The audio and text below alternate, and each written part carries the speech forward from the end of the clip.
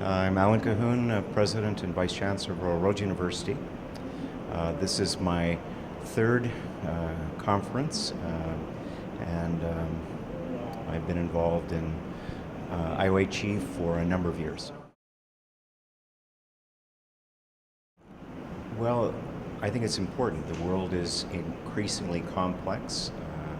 I think education is the bridge to collaboration and understanding, and when we put up barriers, we have problems. So education is critical at this time, and bringing people together who have a common interest to share best practice, to be able to dialogue with one another, helps us look at ways in which we could cooperate, be more effective. And America's is critical to Canada. It's critical to our understanding, and so this conference is really important to build that kind of partnerships.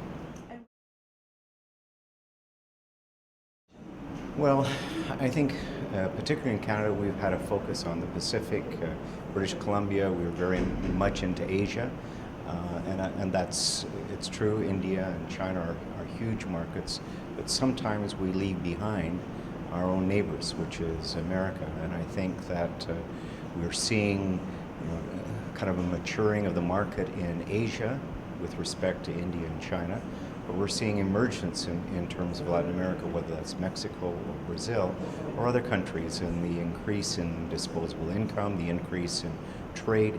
Canada has very important economic partnerships in Latin America, and so I think educational partnerships need to follow that, and also, again, provide the opportunity to do these bridging and develop good relationships.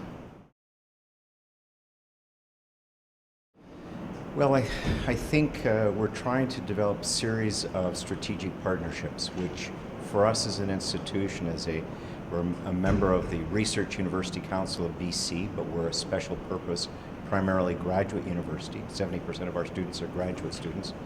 So we wanted to build pathways for Latin American students to come into our programs. We've had conversations with a group of rectors and BC rectors about our doctoral program, because it's a blended online intensive residency. So that's of interest to many faculty and universities in Latin America. Well, I mean, there's the whole interest in terms of MOOCs and the use of technology, and how does that change the quality of education.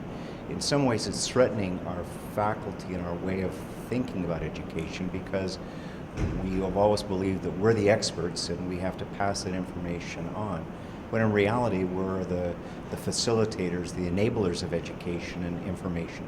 So the content is going to be available anywhere in essence.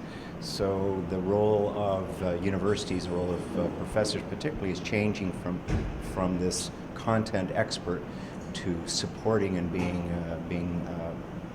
helping people acquire the kinds of long-term skills they're going to need, whether that's critical thinking, whether that's communication, whether that's understanding global realities and global culture. So I think those are critical challenges. I think the other thing that's challenging is this government's frustration that all universities seem to be trying to be the same. So we have this Harvard envy, if you like, or Cambridge envy. And in truth, we're learning that the differentiated post-secondary system, in which we have robust colleges doing work in communities, whether they be trades or skill-oriented or even education, research universities leading research focus and developing new initiatives, teaching universities which are focusing on providing high-quality teaching. So if we can increasingly accept the differentiation, that the ideal is not to become another research university. The ideal is to become the best at what we do, given the mandates that we're responsible for to our governments and to the students, who are ultimately the main reason we're about. Well, it's interesting. I think the network is important. So what's happening here is the opportunity to develop specific topics that people want to explore. I think that's always really useful, and the world is changing. I think the debate that we're looking at, so a sense that we can actually disagree or engage in some discovery, so it's not just show and tell. I think that's important. I think having a reason to bring institutions together and spend time with each other develops a number of partnerships and relationships, so I think that's really important. And as I said, I think at least from Canada and America, we need to focus more on our neighbors.